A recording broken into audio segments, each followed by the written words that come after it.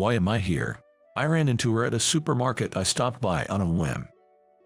Thinking back to the past, I found myself calling out to her before I knew it. My name is Ryan, 29 years old. I work in sales at a leading company. Jessica makes us feel relaxed, doesn't she?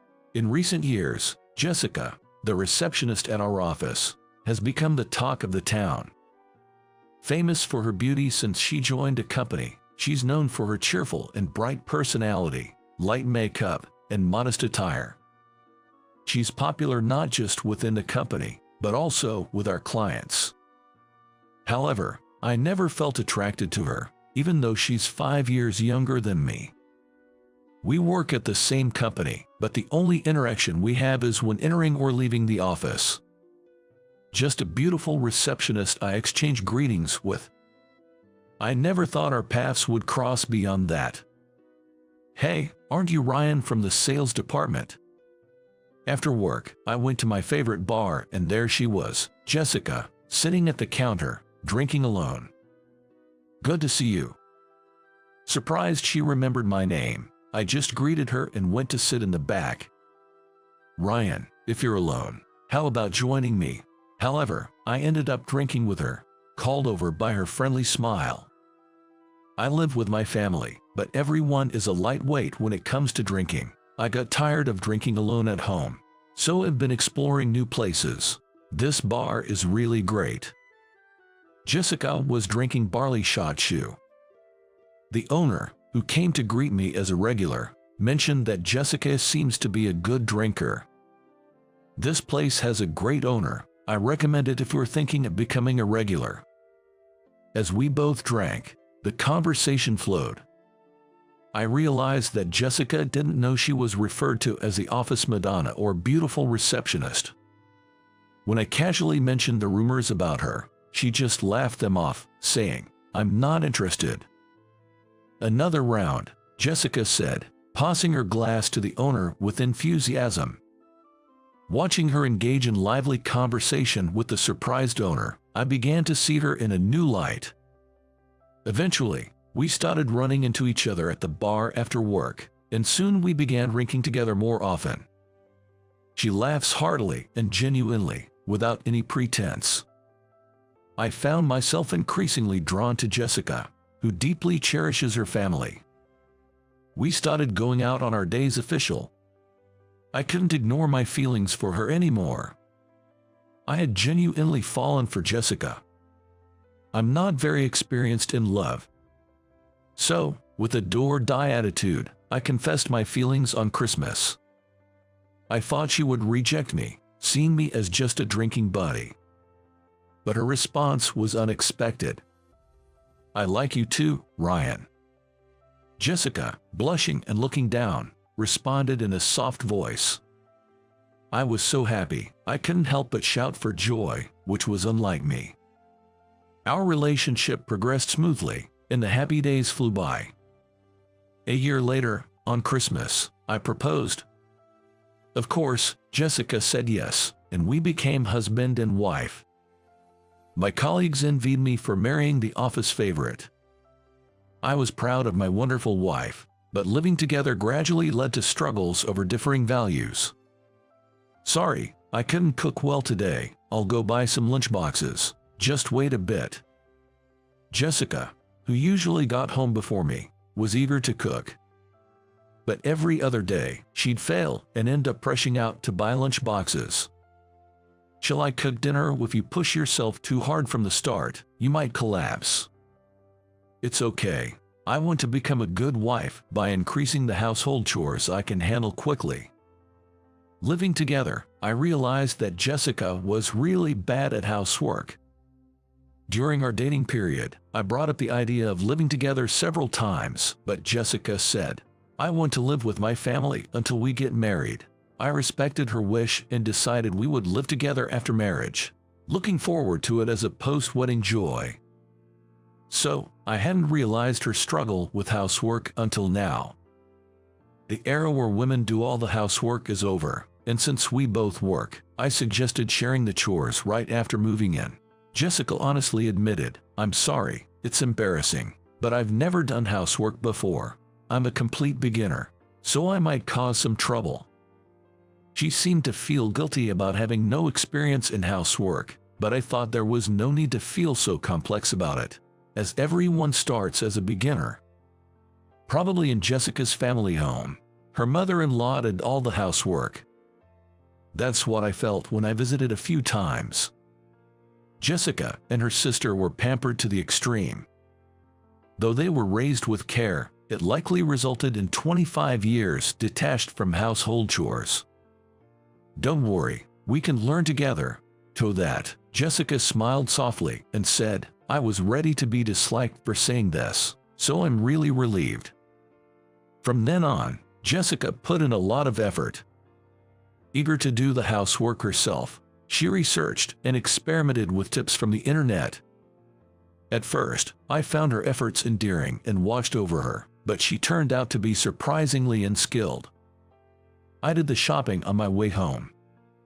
When I got home, she would happily show me what she bought, but I had to tell her, thanks, Jessica. However, we already have onions and carrots from yesterday, so you didn't need to buy them today. Really? Oops, sorry. She seemed to have no habit of checking the fridge, often buying the same ingredients multiple times. She also seemed unaware of prices until at the checkout, often buying expensive seasonings and household items. Ryan, what should I do? I did the laundry but forgot the fabric softener. It took her a long time to get used to laundry. Even though I suggested that we should do laundry regularly to avoid piling it up, Jessica often forgot to do it. As a result, we ended up with a large amount of laundry to deal with, and both hanging and collecting it became a struggle every time. I was used to household chores since my university days and was quite good at them. While I supported Jessica's efforts, the chores took so much time that I ended up doing more myself. Gradually, Jessica distanced herself from housework. It's faster and more accurate when Ryan does it. Maybe this is for the best. Jessica must have felt frustrated, unable to perform the chores to her satisfaction. Her once bright and hearty laughter seemed like a distant memory, replaced by a tired expression. I used to think it was okay not to force myself to do things I'm not good at, and that it's fine to try hard again when I felt like it. However, one day, I started to accumulate dissatisfaction. However, things started to change after our son, Max, was born. Welcome home. Thanks, I'll make dinner right away. Life became even busier with childcare. Our child's every cry was adorable to me. I felt I could do anything for him. I truly felt that way from the bottom of my heart. Jessica had severe morning sickness during pregnancy, making it difficult to work, so she took an early maternity leave. I took over the night care of Max, wanting her to rest. During the day, our parents helped, but it was still a struggle with first-time parenting. After childbirth, her body was already worn out and her energy depleted. That's why I believe mutual support between spouses is essential. After the challenging first 3 months, my exhaustion reached its peak. Work got busier, and I came home late every night after long hours and overtime. I had no time to rest, immediately starting household chores upon returning. Jessica took care of Max during the day. I kept telling myself that, trying to manage everything alone. That was my mistake. I was unknowingly strangling myself with my own efforts. Welcome back, Ryan. Today, Max. Sorry, I need to rush and get the laundry in. Oh, sorry, I'll take care of it. Jessica, unchanged since our marriage, always greeted me happily upon my return. But as soon as I entered the room, the messy scene stressed me out. Laundry hung outside on the balcony, and unwashed dishes in the sink. Lately, I think I've been looking at everything with a cold eye. I stopped Jessica, who hurried to get the laundry, and silently started folding it myself. Seeing the awkwardness in Jessica, she went to attend to our crying son, Max. On one of those days, I couldn't hold back my frustration anymore. "Jessica, can't you do something when Max is asleep? I take care of him at night, so you can sleep, right?" I vented my frustration, sighing at the perpetually messy room. Jessica listened with an apologetic look. Irritated even by that, I spoke coldly. "Yay, I know, I'm really sorry." Her sad face pained my heart, but her apology somehow made me speak more harshly. "Max has started weaning, but the rice porridge you make, Jessica, the grains are too big, I'm worried he might choke. And you're giving him foods and methods that are too early for his age. Please study before making them." Max was now 5 months old, and we had started his weaning. Jessica, not wanting to rely on store-bought food, began cooking. I was initially pleased with this change, but her lack of study and cooking skills showed, making me oversensitive about anything Max ate. "I'm sorry, I can't even make porridge right. You're amazing, Ryan, doing both work and house chores. Thank you, even though you're tired." Why does she thank me when I'm criticizing her? Why does she respond with kind words when I'm unloading my frustrations on her? I hated myself for becoming such a negative person. Time passed, and Max grew to be 4 years old. That year, Jessica and I divorced. It started with something trivial. During my business trip, Jessica was to take care of Max and the house. She was enthusiastic about doing house chores again, but when I returned, I knew everything from seeing my mother-in-law, who greeted me. "Ryan, you're back early. Welcome home." Jessica, clearly flustered. Seeing my surprised face, she honestly told me she had asked her mother for help. But I blamed her. "Why did you ask for help? Now, I think, what's wrong with asking your own parents for help?" I had lost my patience due to various stresses and took it out on Jessica. How low could I be? "Jessica, didn't you change your full-time receptionist job to part-time to focus on housework? So why am I still doing all the housework?" My mother-in-law had left immediately after I got home, so she was no longer there. With Max at daycare, it was just Jessica and me, a tense atmosphere hanging between us. Jessica didn't argue back as I showered her with harsh words. "I want to relax a bit when I get home from work, but I can't. I have to do house chores right away." Jessica just nodded, her face down. After 5 years of accumulated stress, I finally brought up divorce. Jessica looked sad and resigned, quietly agreeing to the divorce. I still had feelings for her. Her kindness, brightness, and sincerity. My feelings hadn't changed since we met.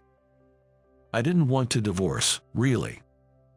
But I felt that staying together would break something beyond repair. The more emotional I got, the more hurt Jessica became. I had focused too much on her inability to do housework. I had seen her trying hard up close.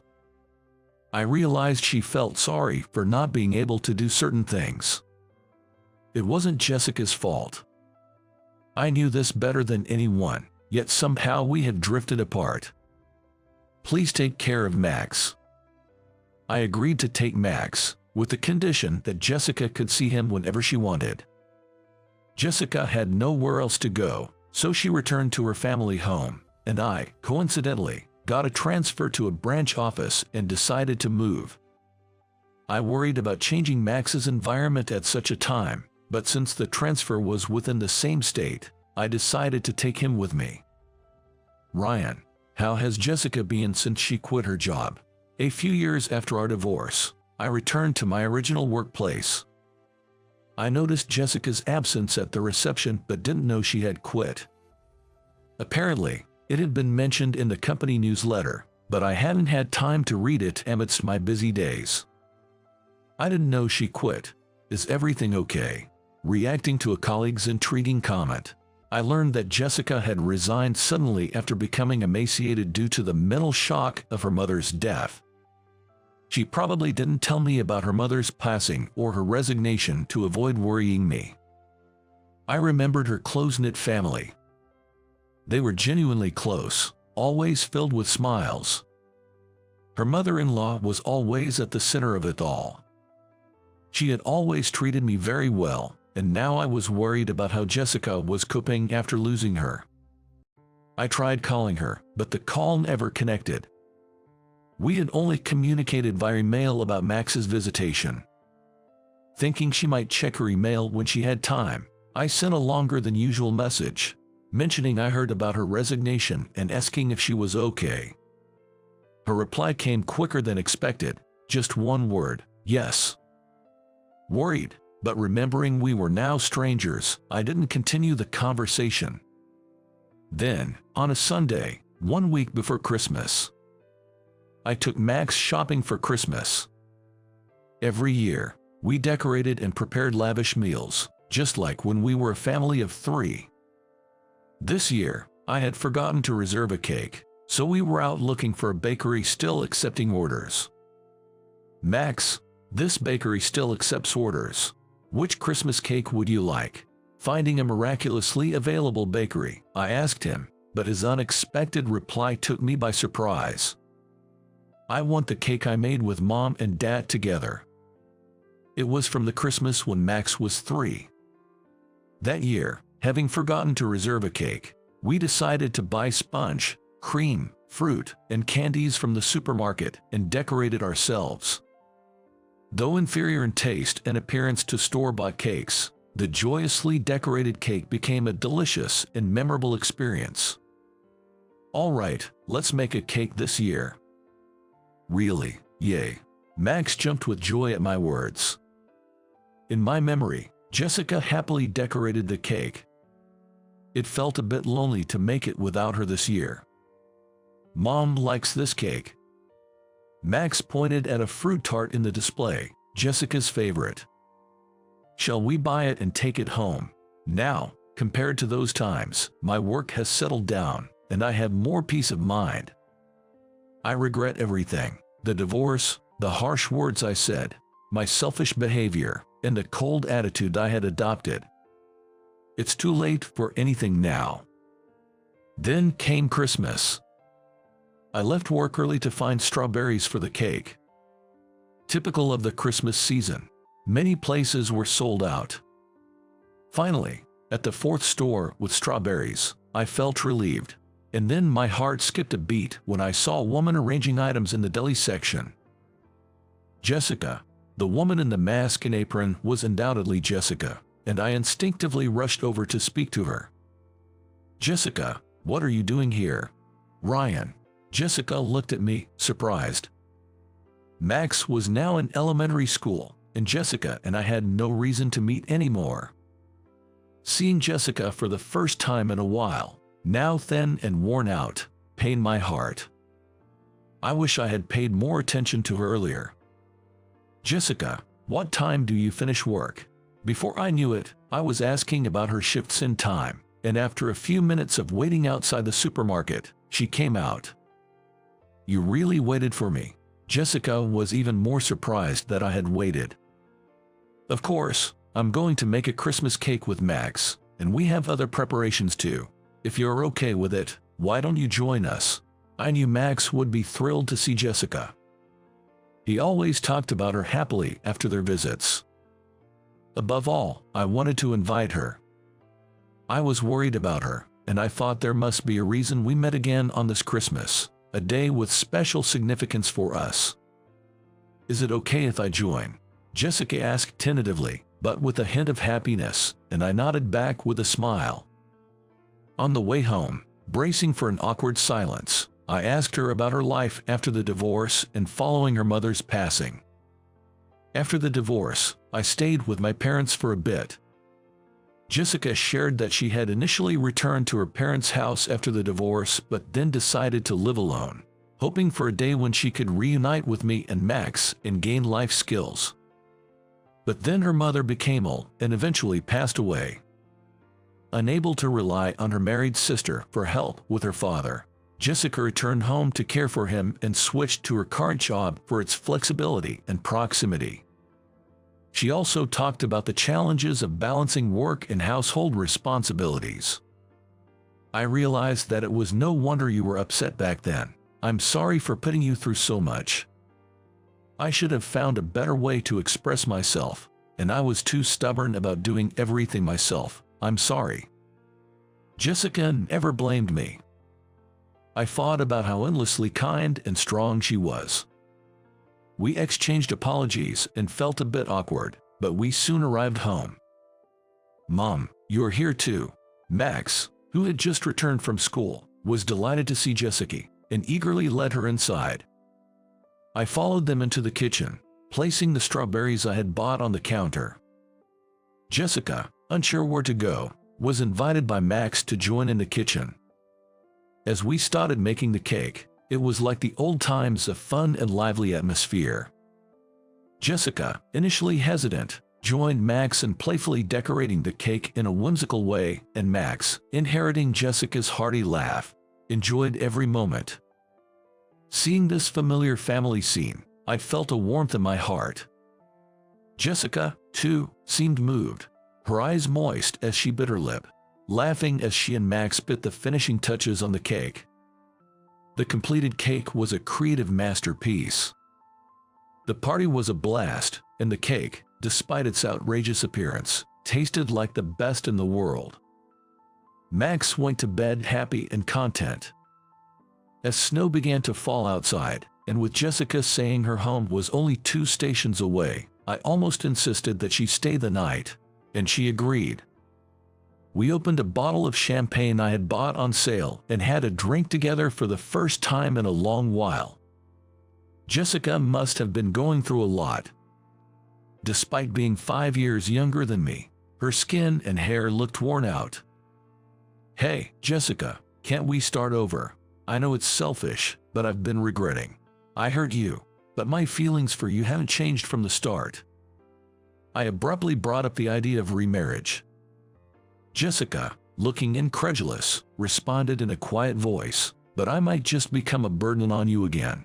Even so, I expressed that now we could support each other better, apologized for not being mature enough back then, for not being supportive despite knowing her efforts, and asked her to remarry me. "Really?